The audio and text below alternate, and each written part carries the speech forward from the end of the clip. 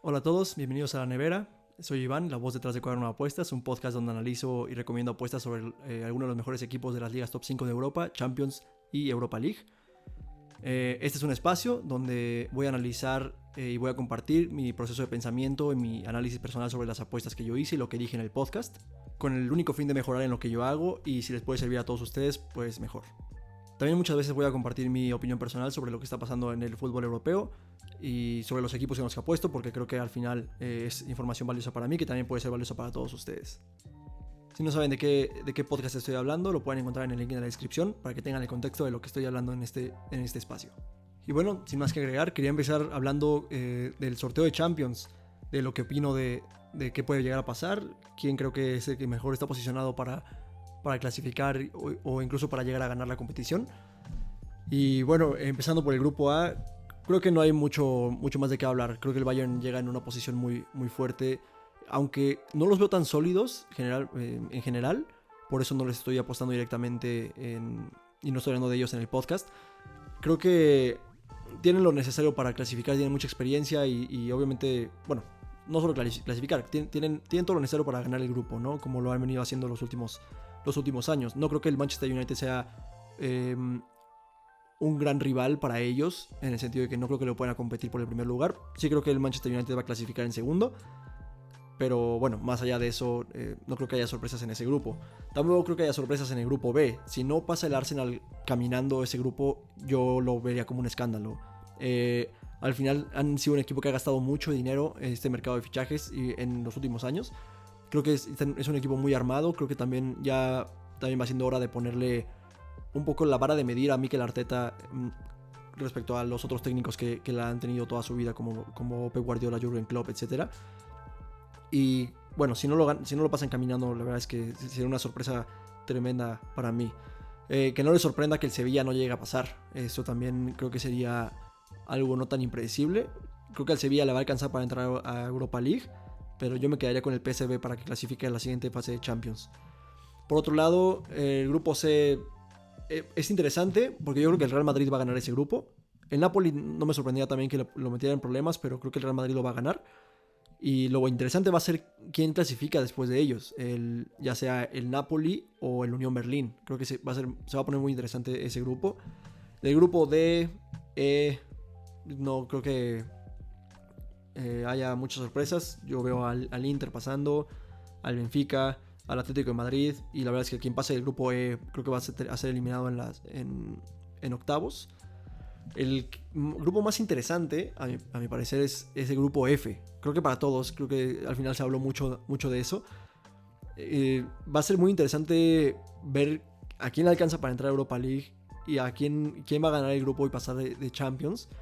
Lo que sí va a estar muy bueno es que no creo que sea realmente justo el que quede eliminado. Creo que al final todos tienen material para estar en la siguiente fase de Champions League.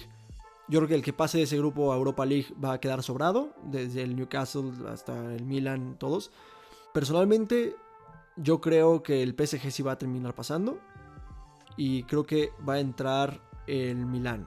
No es que desconfíe del Newcastle, solo se han visto un poco frágiles en este inicio de temporada. No pudieron mantener la ventaja contra el Liverpool en un momento de alta tensión. Y creo que al final eso les va a pesar eventualmente en la fase de Champions. Yo creo que el equipo más experimentado va a llegar a pasar. El Dortmund tiene de un tiempo para acá como la fama de que no sabe manejar este tipo de partidos. Por eso no lo estoy poniendo como un claro candidato a pasar de grupo. Y el Milan se mostró muy fuerte la temporada pasada. Me gustaría verlos igual en esta temporada, pero bueno, al final incluso puede llegar a entrar la suerte en este grupo por estar tan repleto de equipazos, ¿no? El grupo G no creo que haya sorpresas. Creo que el Manchester City va a pasar y el Leipzig va a pasar. Ahí no creo que haya sorpresas. El Manchester City va a pasar caminando. Y bueno, el grupo H ni se diga, ¿no? Creo que Barça y Porto lo tienen muy fácil. Me sorprendería que el Porto no pasara a la siguiente fase. Y también sería un escándalo, igual que con el Arsenal, sería un escándalo que no pasara caminando, ¿no? Si se le llega a complicar también, yo creo que es momento de poner a Xavi con la misma vara de medir de nuevo que se le tendrá que poner a Mikel Arteta y que han tenido los grandes técnicos de los demás equipos. Pero bueno, al final creo que va a ser una temporada muy emocionante. Creo que la fase de grupos, sobre todo por el grupo F, va a ser muy, muy interesante. Por los demás grupos, la verdad es que creo que va a estar... No creo que haya sorpresas a los que nos tienen acostumbrados a la Champions League. Y bueno, en el podcast hablé de varios partidos. Hablé del City Fulham, hablé de el Brighton Newcastle, el Liverpool Aston Villa y el Arsenal Manchester United y el Atlético Sevilla, que se canceló por se supone que mal clima, pero al final fue algo que no terminó pasando, pero bueno, igual se pospuso el partido. De lo que quería hablar del Brighton es que yo en el podcast dije que la opción conservadora era ambos marcan, lo apretado era over 2.5 y el muy arriesgado era empate. Aquí creo que al final la lectura estuvo bien, creo que el análisis que se hizo estuvo acertado. La realidad es que no consideré el impacto anímico que tiene una derrota como la que sufrió el Newcastle contra el Liverpool, y eso les perjudicó mucho en su juego. El Brighton pasó por encima del Newcastle de una forma que ya se estaba viendo hasta ridícula. Al final también creo que impactó la suerte, creo que también los goles que sufrieron pues también desmotivan en el momento del partido.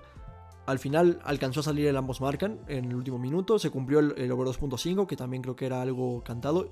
El empate es el que sorprendió. Yo pensé que la verdad el Newcastle iba a poner un poco más de resistencia y me imaginaba yo un marcador 2-2.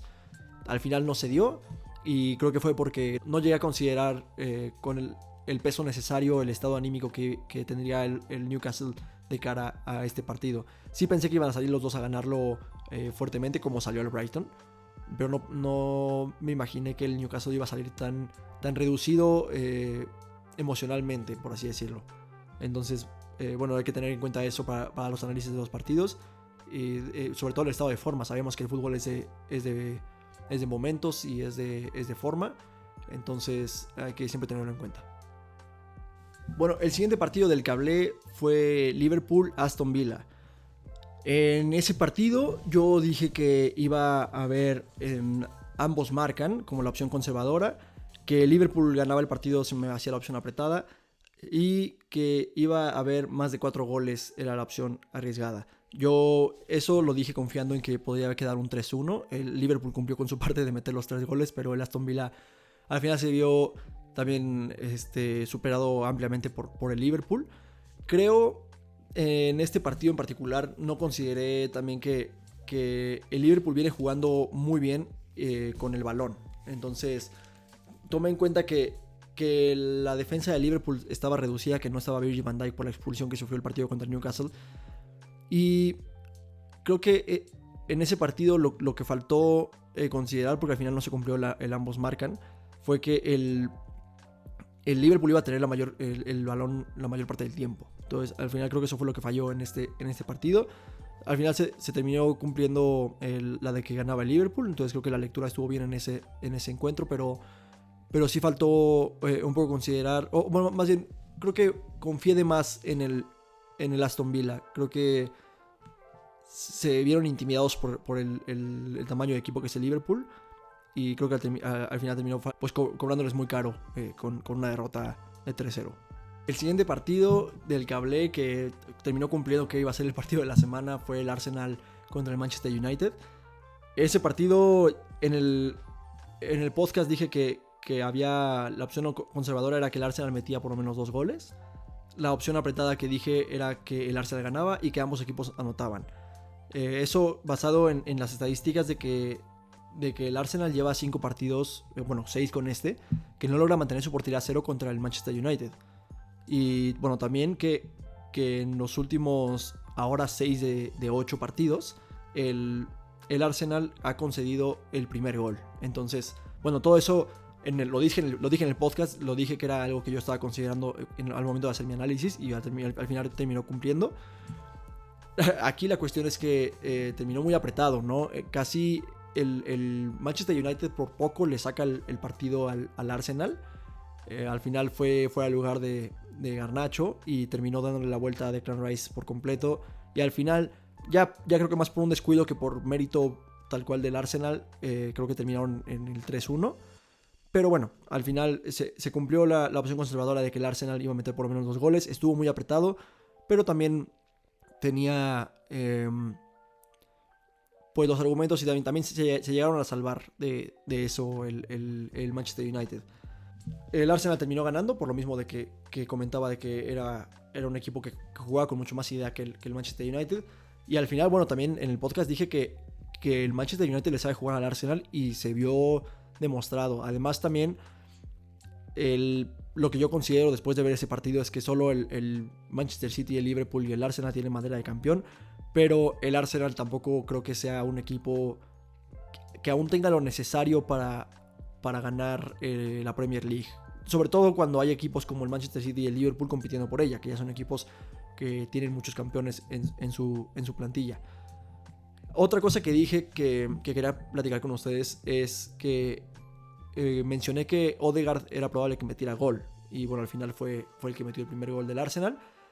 Y quería platicar que bueno, eso no es azar. No es algo que yo digo esperando atinarle. Obviamente les digo a ustedes que es arriesgado porque pues es difícil atinarle al goleador, a menos que sea un delantero como tipo Robert Lewandowski, Benzema o Harry Kane, que son 9 fijos que sabes que el equipo los busca para meter gol.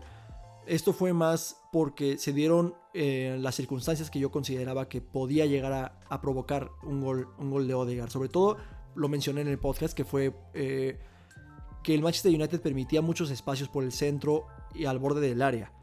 Y que le permitieron al Tottenham tirar mucho de esa distancia, que al final creo que es algo que tenés que tener en cuenta. Digo, yo he visto mucho al Arsenal y he visto mucho a Martin Odegaard y se me hace un jugador increíble y también que tiene muy buena pegada de larga distancia y un tipo Kevin De Bruyne, en el sentido de que Kevin De Bruyne, si la tiene, le pega y le pega muy bien y la mete. También tipo Gundogan, o ahora como lo está haciendo Rodri en el Manchester City también. Entonces, bueno, creo que había pistas de que podía llegar a pasar y al final terminó pasando. Esto se los comparto para que tengan en cuenta estas oportunidades que pueden llegar a surgir en los mercados, ¿no? Al final, las casas creían que no era muy probable que esto pasara. Le daban una cuota de 3.25 a que Odegaard metiera gol, lo cual yo consideré que era un poco alta, porque yo veía un poco más probable que Odegaard fuera uno de los goleadores de ese partido. Y entonces, bueno, nada más que estén al pendiente de este tipo de oportunidades que pueden llegar a salir cuando se presentan este tipo de oportunidades, ¿no? También yo no soy muy fan de apostarle al goleador, porque creo que es algo que puede llegar a ser más arriesgado de lo que a mí me gustaría. Pero siempre que hay este tipo de oportunidades me gusta aprovecharlas y me gusta jugar con mi suerte. De nuevo, intentando nivelar los riesgos. No le meto más de una unidad, de hecho le meto menos de una unidad. A los que no sepan qué es eso, es la cantidad mínima que uno tiene destinada a apostar. No es azar tampoco, es algo que cada quien, con lo que cada quien se siente cómodo haciéndolo. Ya cada quien define esa cantidad.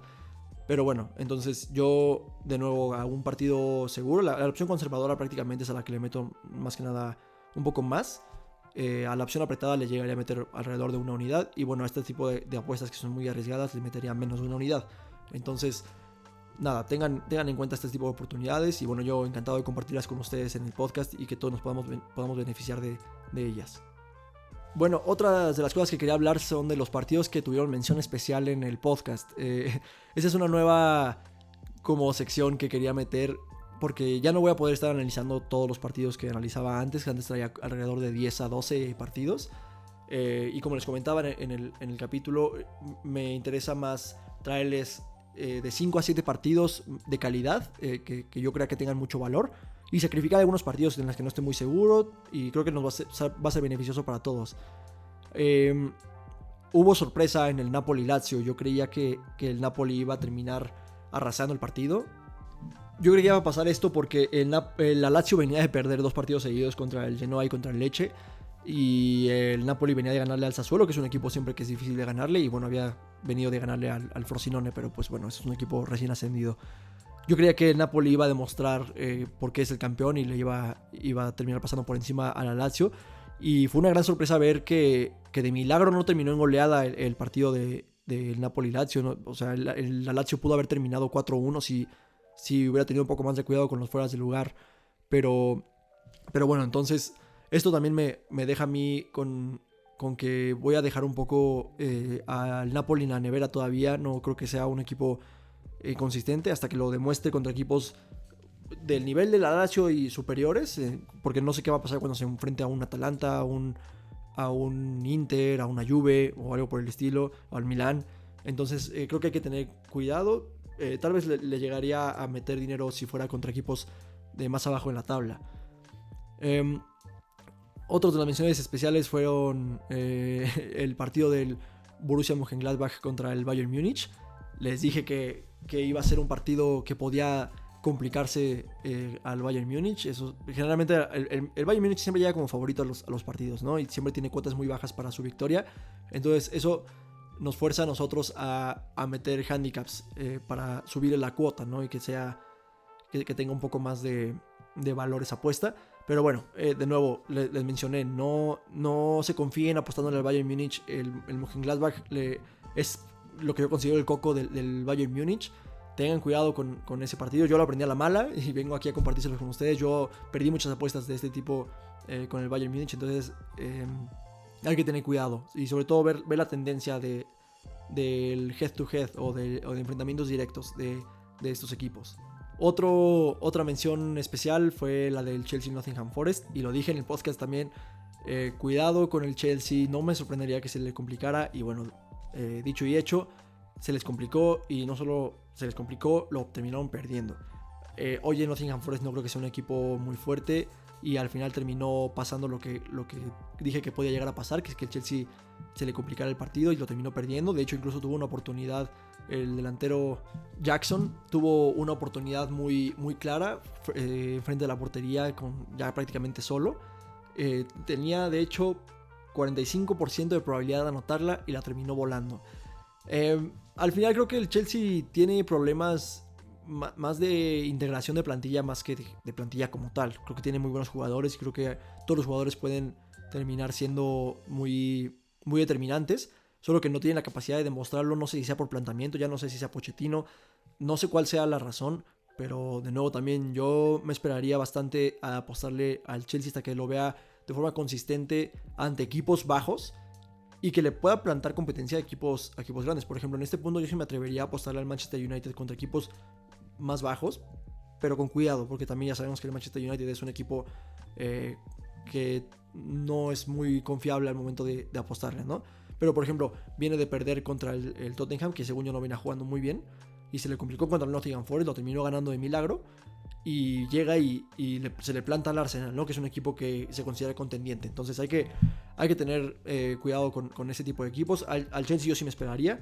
Pero bueno, otro punto, hablando ya también del Tottenham, es que ojito con el Tottenham. Creo que yo los tenía en un concepto de que los tenía permanentemente en la nevera, de que nunca les apostaba, más o menos como tengo ahorita al Borussia Dortmund.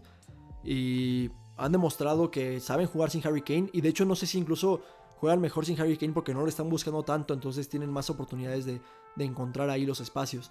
Pero voy a seguir monitoreando al Tottenham a ver cómo fluye. Aunque se le viene un calendario muy pesado al Tottenham después de su partido contra el Sheffield United. Obviamente después del parón de selecciones, ¿no? Van a enfrentarse contra el Arsenal y luego contra el Liverpool.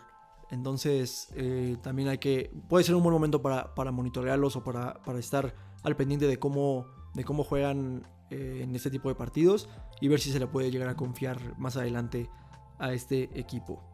Y bueno, por último quería hablar del tema Real Madrid y Barcelona.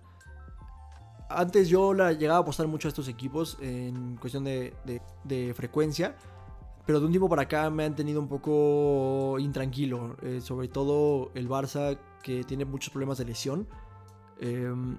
Decidí no analizarlos en esta jornada. Lo comenté en el podcast que Araujo no estando en la defensa y Pedri tampoco estando porque está lesionado, se me hace que es un bajón muy importante para este equipo. Y bueno, lo demostraron también contra los Osasuna, ¿no? Creo que terminaron ganando muy apretados. Pudieron haber ganado más tranquilos. Casi Robert Lewandowski hace un golazo que lo estaban revisando y terminó siendo fuera de lugar de Joao Cancelo.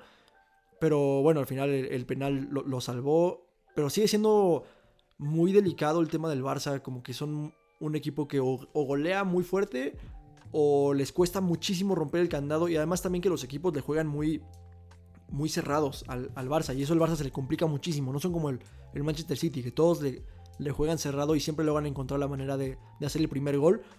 Fuerzan al equipo rival a abrir los espacios, y ahí es cuando le clavan los 5. Pasó de hecho contra el Fulham. Metió gol Julián Álvarez, le terminaron empatando 2 minutos después. Y luego, si Ake no mete el gol a los 45, bueno, antes del segundo tiempo, yo creo que el Fulham se hubiera cerrado mucho, queriendo conformarse con el empate, y hubiera terminado siendo muy difícil para el Manchester City romper un poco más el candado, pero al final eventualmente lo hubieran terminado haciendo y hubieran terminado el partido ganando. Pero bueno, no hubiera terminado una goleada como la que terminó si no hubieran forzado al Fulham a abrir los espacios un poco más. Por parte del Real Madrid, me siento un poco intranquilo que sea Bellingham el que los esté salvando en la línea cada partido para ganarlo. Creo que también la baja de Vinicius Junior es muy determinante para este equipo, y también, por ejemplo, en el partido contra el Getafe cometieron un error, y bueno, sin tener a Courtois en la portería, pues es muy complicado que sobrevivan a este tipo de errores como lo solían hacer. Entonces creo que por lo pronto a estos dos equipos los seguiré manteniendo en la nevera un rato, a ver cómo se desarrollan. Y en cuanto al Atlético de Madrid, mi postura sigue igual en cuanto al partido contra el Sevilla. En cuanto se reanude, si es antes de la siguiente jornada, pues las apuestas seguirán como tal. Si termina siendo después en la temporada de que repongan el partido, sugeriría ya no hacer caso al análisis que hice y mejor esperar a ver cómo está el Atlético de Madrid en ese momento, para poder tomar una decisión más informada y más actualizada, más que nada. Y nada, esto será todo por este episodio de La Nevera. Los episodios van a estar saliendo cada lunes después de la jornada de fin de semana que estaré analizando los viernes, que sale el podcast el viernes por la mañana. Déjenme en los comentarios si les gusta este tipo de contenido, y si les gustaría que analizara algo en particular para el siguiente episodio, o alguna duda que tengan que les gustaría que contestara sobre las apuestas deportivas. Y recuerden que no soy ningún experto en apuestas deportivas, no tengo grupos de paga de ningún tipo. Mi único objetivo es facilitarles a ustedes la recolección de estadísticas y buscar tendencias para que hagan sus apuestas de forma más informada, como a mí me gusta hacerlas.